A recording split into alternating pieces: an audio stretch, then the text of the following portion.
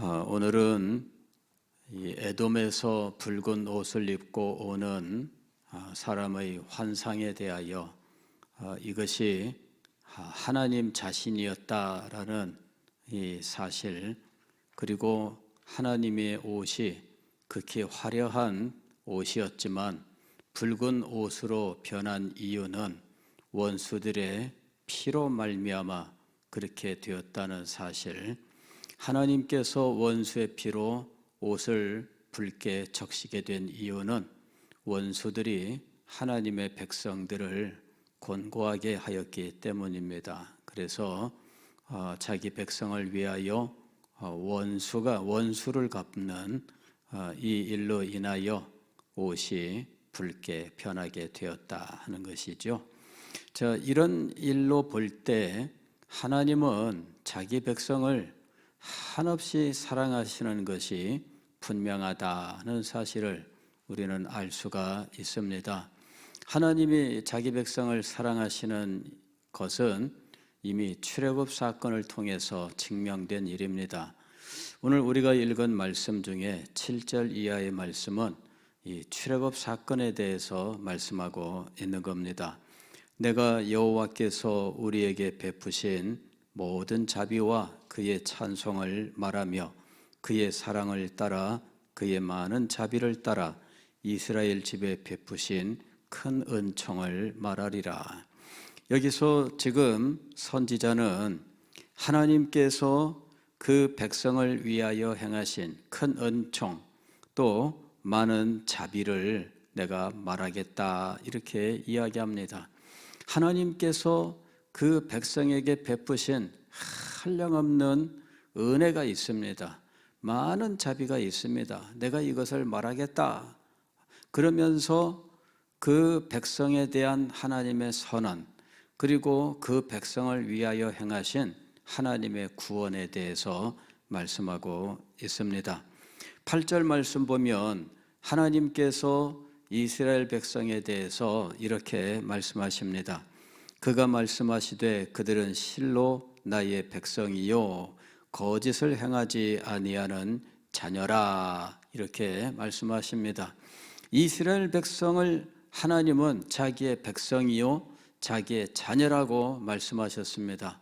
그래서 하나님께서는 자기의 백성이며 자기의 자녀인 이스라엘을 위하여 구원자가 되시기로 작정하셨던 겁니다.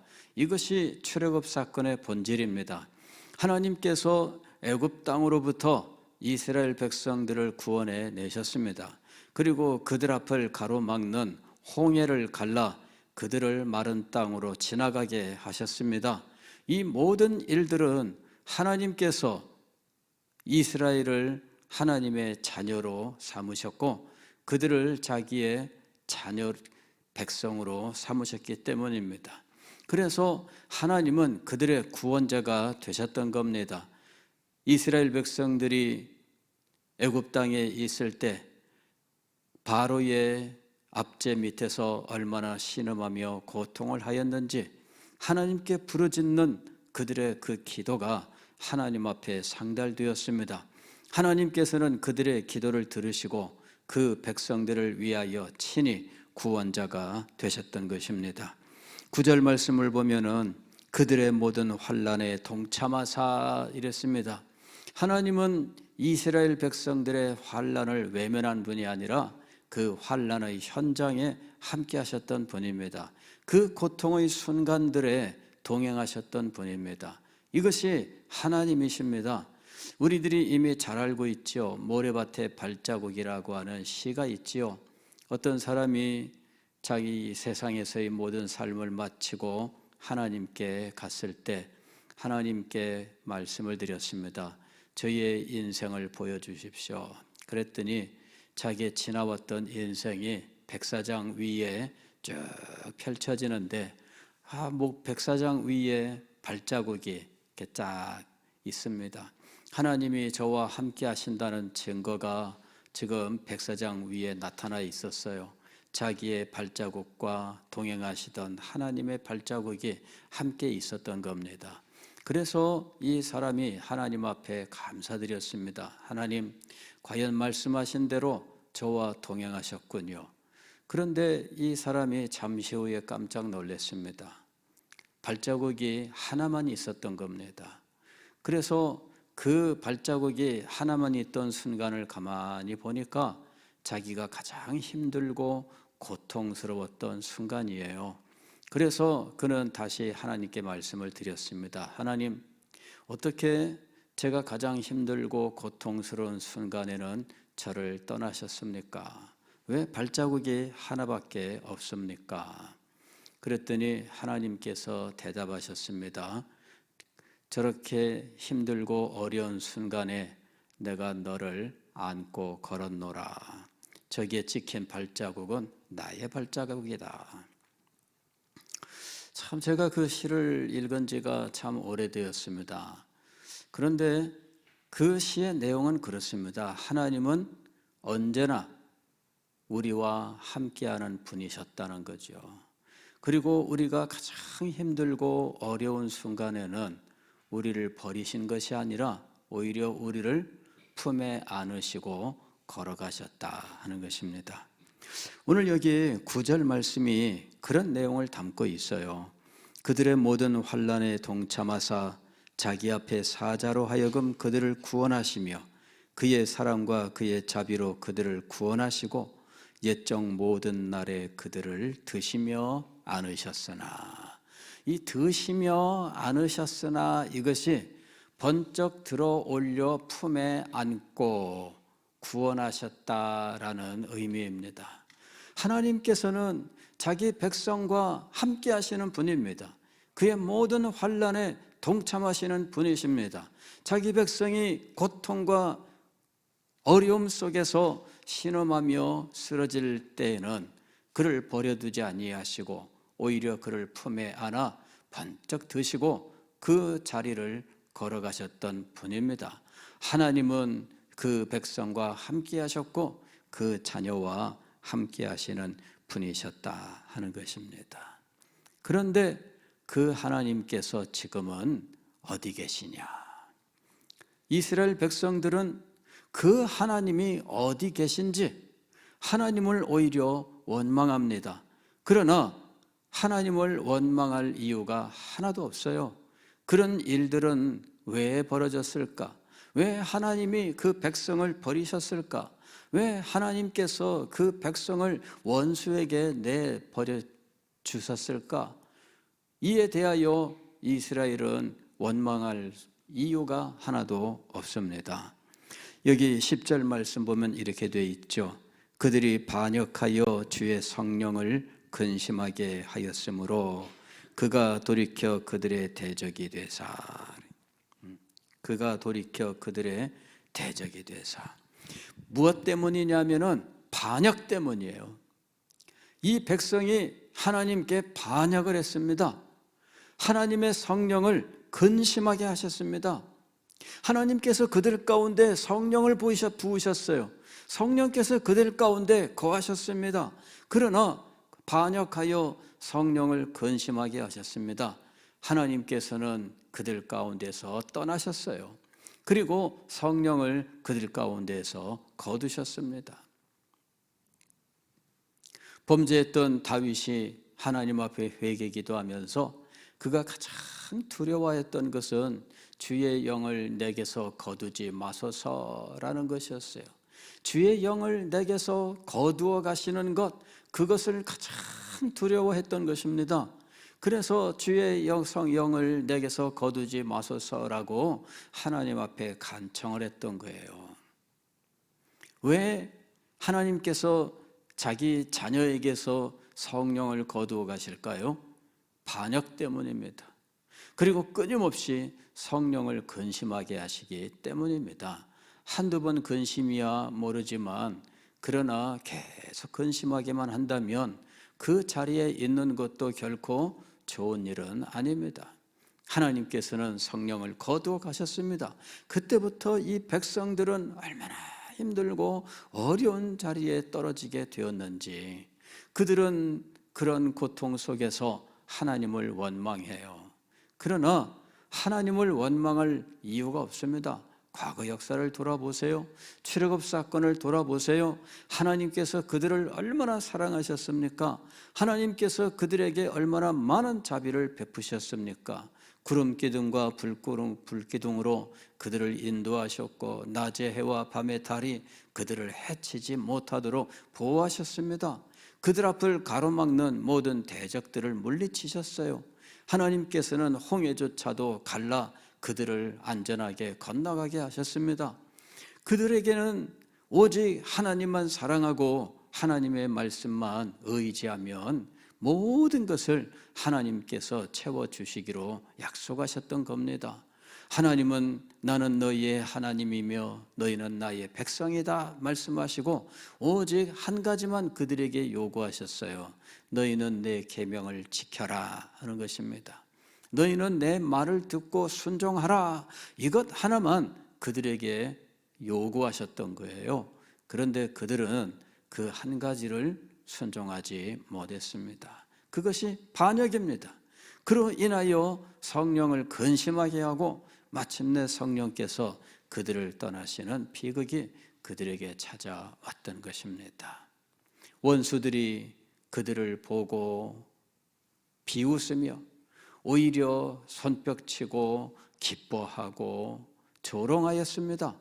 하나님께서는 그러나 그 백성을 징계하셨을지라도 원수들이 그 백성을 조롱하는 것은 참지 못하셨습니다.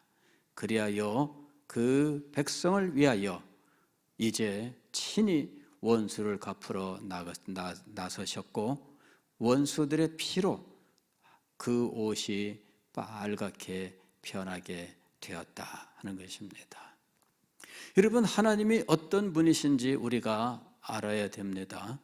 우리들이 이스라엘 백성들처럼 성령이 떠나시는 것과 같은 비참한 가운데 있을지라도 분명히 기억해야 할 것은 하나님은 우리를 끝까지 사랑하신다 하는 것입니다. 하나님은 끝까지 우리를 사랑하시는 분이십니다.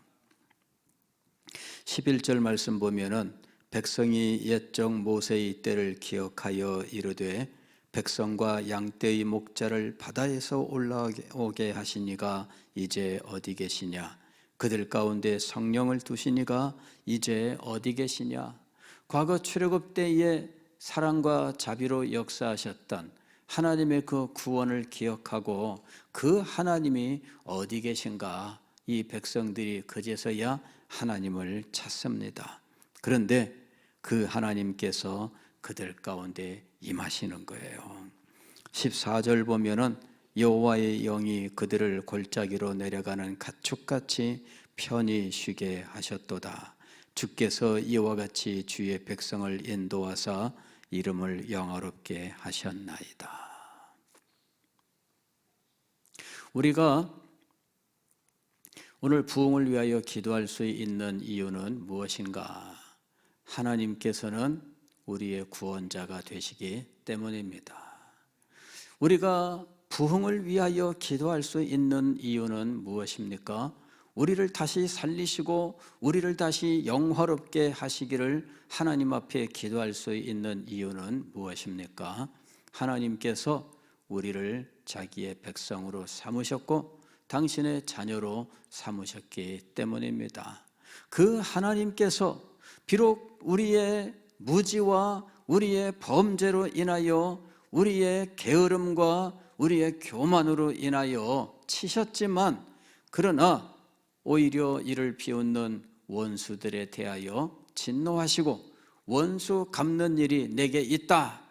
하나님께서 친히 원수를 갚으러 나서셨다고 하는 사실을 기억해야 됩니다. 이것이 바로 부흥이에요. 저는 우리 조국교회를 보면서 참 이 조국교회가 참 많이 비난을 받고 조롱을 당하고 있는 이 현실을 보면서 깊이 낙담하기도 하지만 그러나 이 일들을 하나님께서 외면하지 않으신다 하는 사실을 보고 너무나 기뻐하게 되었습니다. 홍의를 입고 보스라에서 오시는 어떤 분의 환상, 바로 이것이 오늘 우리들을 위하여 역사하시는 하나님의 모습인 겁니다. 자기 백성들의 곤고함, 자기 백성들의 그 비참함, 이것을 하나님께서 외면하지 않으신다는 증거입니다. 하나님께서 원수를 갚기 위하여 친히 나서신다는 것입니다. 오늘 이사야서 63장 5절 말씀을 보면 내가 본즉 도와주는 자도 없고 붙들어주는 자도 없으므로 이상하게 여겨 내 팔이 나를 구원하며 내 분이 나를 붙들었음이라. 내가 노함으로 말미암아 만민을 밟았으며 내가 분함으로 말미암아 그들을 취하게 하고 그들의 선혈이 땅에 쏟아지게 하였느니라. 하나님께서 당신의 교회를 버려두지 않으십니다. 위대한 부흥의 시대가 있었습니다. 교회 역사를 살펴보면 이런 부흥의 시대가 자주 등장하고 있는데 그때 교회는 어떤 상태였을까요? 부흥이라는 말이 의미하는 대로 교회는 다시 살아남이 필요한 상황이었습니다. 잠들어 있었고 심지어는 죽은 것과 같은 이런 무능력과 무기력한 가운데 진리의 능력은 사라졌고 하나님께 대한 사랑은 사라집니다. 교회 안에 모든 능력이 사라진 그러한 상황, 모든 성도들은 잠들어 있는 상황입니다. 그런 상황 속에 하나님께서 진노하사 떨쳐 일어나셨는데 바로 이것이 부흥이라고 하는 것입니다. 하나님께서 왜 이런 교회의 상황을 두고 보지 못하실까요? 하나님께서 교회를 사랑하시기 때문입니다. 하나님께서 우리를 사랑하시기 때문에 그런 일들을 두고 보지 못하는 거예요. 여러분들이 여러분의 자녀들을 보실 때 동일하지 않겠습니까? 여러분의 자녀가 힘이 없고 무기력하고 딴 길로 가면 부모들이 가만히 있겠습니까? 참고 참다가도 어느 날 떨쳐 일어나서 내가 이 녀석 가만두지 않겠다, 벌떡 자리에서 일어나지 않겠습니까? 이것이 그 백성을 다시 살리기를 원하는 하나님의 모습인 것입니다. 하나님께서 그 백성을 다시 살리시기를 원하셔요. 하나님께서 그 자녀를 다시 일으키시기를 원하십니다. 하나님께서 그 교회를 다시 새롭게 하기를 원하십니다. 이것이 바로 부흥입니다. 하나님께서 가만히 계시지 않습니다. 과거에 이스라엘 백성들을 애굽 땅에서 구원해내신 하나님, 이 이스라엘 백성들의 앞길을 가로막는 홍해를 바람으로 갈라지게 만드셨던 하나님, 대적하는 모든 이방 민족들을 물리치셨던 그 하나님께서 가만히 계시지 않는다 하는 것입니다. 언제까지나 교회가 그런 상황에 그냥 방치되도록 놓아두지 아니하시는 분이십니다. 우리는 이 하나님을 믿는 것입니다. 저는 이 하나님을 믿습니다. 우리는 비록 연약할지라도, 우리는 비록 무기력할지라도 하나님께서는 이것을 두고 보지 않으실 것입니다. 우리 가운데 깨우치지 못하고 돕는 자가 없어 스스로 분발하여 일어나는 자가 없다 할지라도 하나님께서는 버려두지 아니하신다는 것을 믿습니다. 어린아이들이 예수 그리스도를 향하여 호산나 주의 이름으로 오시는 이여, 이것을 외치지 못하게 하라 바리새인들이 요구했습니다. 그러나 주님께서는 놓아두어라. 너희가 외치지 아니하면 이 돌들로도 외치게 하실 것이다. 그 일이 오늘 우리 가운데 일어날 수 있습니다. 왜냐하면 하나님께서 우리를 사랑하시고 우리를 향하여 내 백성이다, 내 자녀다 이미 선언하셨기 때문입니다. 그 백성이 능력을 잃고 원수에게 능욕당하는 것을 하나님께서는 두고 보지 않으십니다. 그의 자녀가 모욕당하고 멸시당하고 조롱당하는 것을 하나님께서는 두고 보지 않으십니다. 하나님께서 반드시 찾아오실 것입니다. 하나님께서 그 현장에 임재하실 것입니다. 하나님께서 그 백성을 구원하실 것입니다. 하나님께서 그 자녀를 다시 일으켜 세우실 것입니다. 그리하여 다시금 영광스러운 주의 백성, 아름다운 주님의 자녀로 삼으실 것입니다.